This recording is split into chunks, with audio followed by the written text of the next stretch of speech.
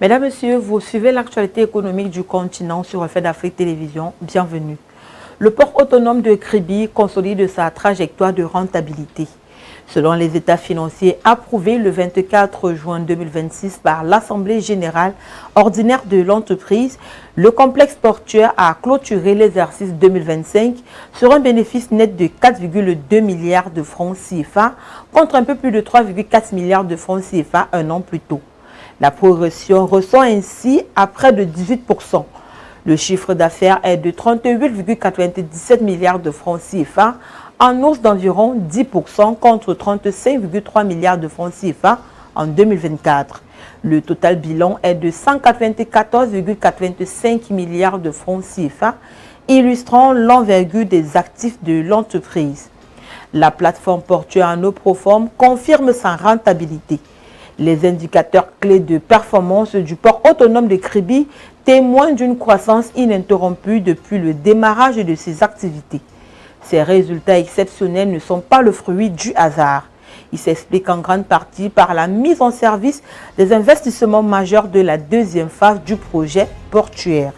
Cette extension stratégique a permis de tripler la longueur du quai, passant de 350 mètres à 1065 mètres, et d'intégrer des portiques de dernière génération.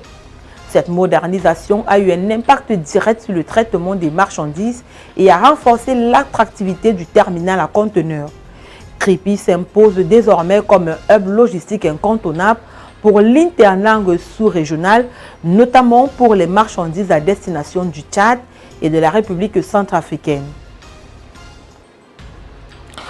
Au Niger, un nouveau signal fort a été donné en faveur de la modernisation de l'agriculture le 25 juin dernier. Le gouvernement a en effet officiellement lancé un projet de petite irrigation dédié au développement de la filière tomate, financé par la coopération italienne à hauteur de 3 millions d'euros, soit près de 2 milliards de francs CFA. Il faut dire que cette initiative s'inscrit dans une stratégie de renforcement de production locale et de réduction des dépendances alimentaires. Étendu sur 3 ans, ce projet intitulé « Projet de petite irrigation pour le développement de la production de la tomate » sera déployé à travers 4 communes dans les régions de Taoua et Maradi. Il consiste concrètement à l'aménagement de 100 hectares de terres agricoles irriguées avec une gestion rationnelle de l'eau grâce aux équipements de pompage solaire.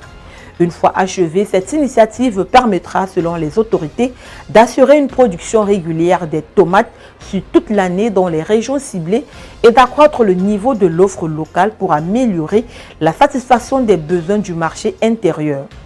Le projet prévoit aussi des interventions sur le segment de la transformation, la création de valeur ajoutée et la commercialisation en vue d'aider les opérateurs locaux à accroître leurs revenus.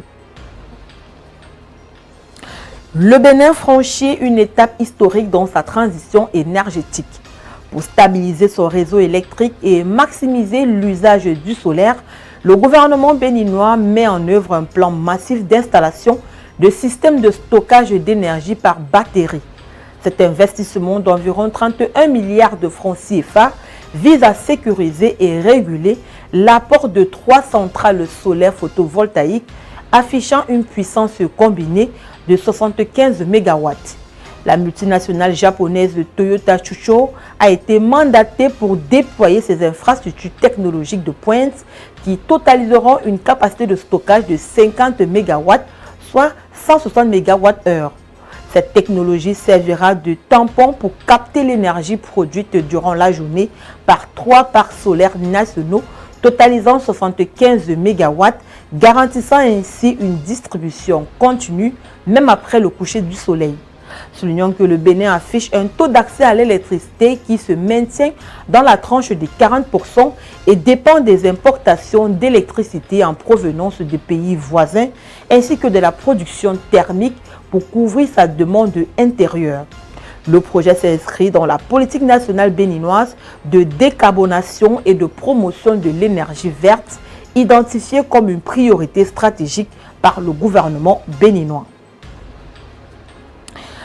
La Côte d'Ivoire prévoit de relancer la production de diamants à Séguéla, ancien pôle minier situé au nord-ouest du pays. C'est lors d'une visite de sensibilisation contre l'orpaillage illégal le 25 juin dernier que Mamadou Sango Fowa Coulibaly, ministre des Mines, du Pétrole et de l'Énergie, a annoncé cette volonté manifeste du gouvernement de relancer la production de diamants dans cette région. Il faut relever que l'exploitation diamantifère en Côte d'Ivoire remonte à la fin des années 40 après la découverte de gisements à Tortilla. La production industrielle s'est ensuite développée à Tortilla et à Séguéla. Au milieu des années 1960, le pays produisait près de 200 000 carats par an, dont environ 172 000 carats provenaient des mines de la Farensi.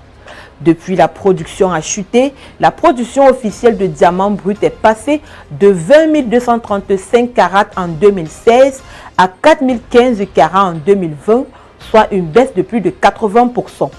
Les analystes attribuent cette baisse à l'épuisement des anciens gisements, à la fin des campagnes d'exploration et à la réorientation des mineurs artisanaux vers l'or.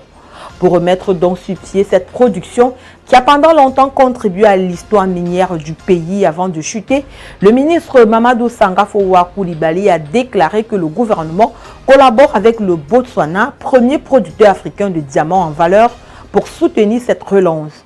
Des experts botswanais se sont déjà rendus dans la région et les deux pays devraient officialiser un accord de coopération minière cette année 2026.